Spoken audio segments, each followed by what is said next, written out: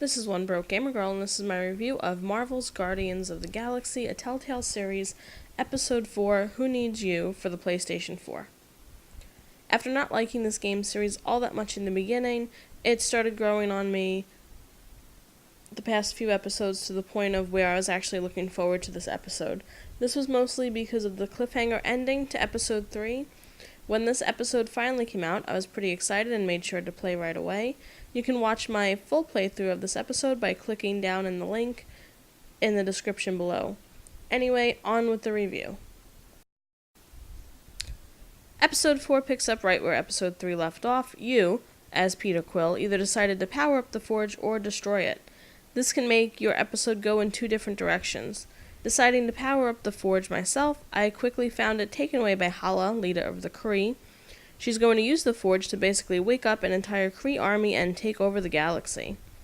After that, you'll find yourself in another choose me, no choose me situation between Gamora and Rocket.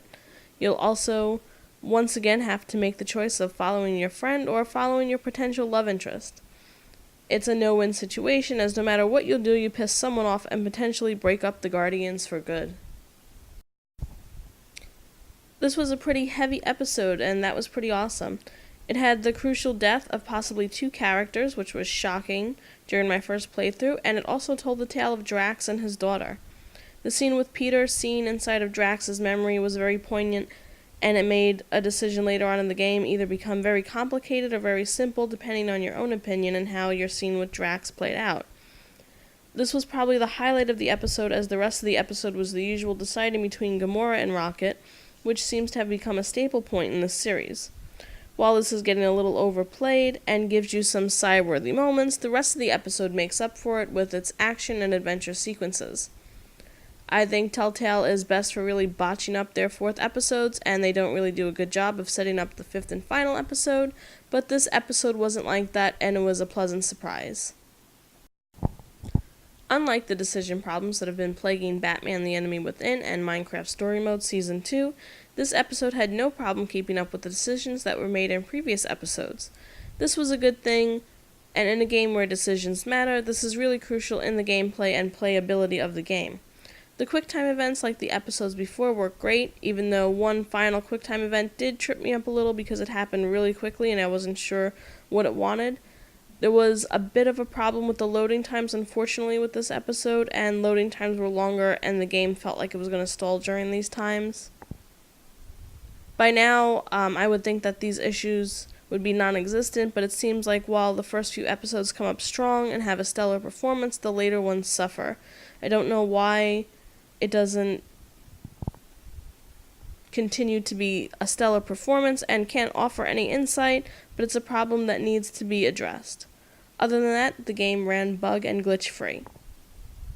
While playing, I felt a little less critical of the graphics this time around. They're the same graphics that have been there since the first episode, but by this time I've pretty much gotten used to them to the point where they haven't been affecting my gameplay at all. So, for the first time in 3 other reviews, I won't be complaining about them and just taking them for what they are. Finish this episode and you'll get yourself another 6 trophies closer to getting the Platinum Trophy for this game.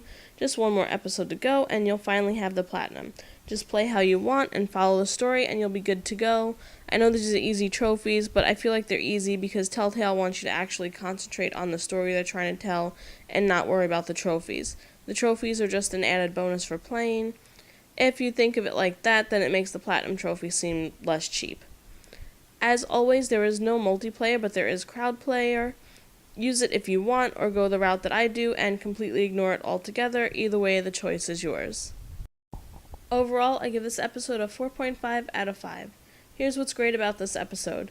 Great story for this episode that ends on a what the hell kind of moment and sets up the final episode for this series.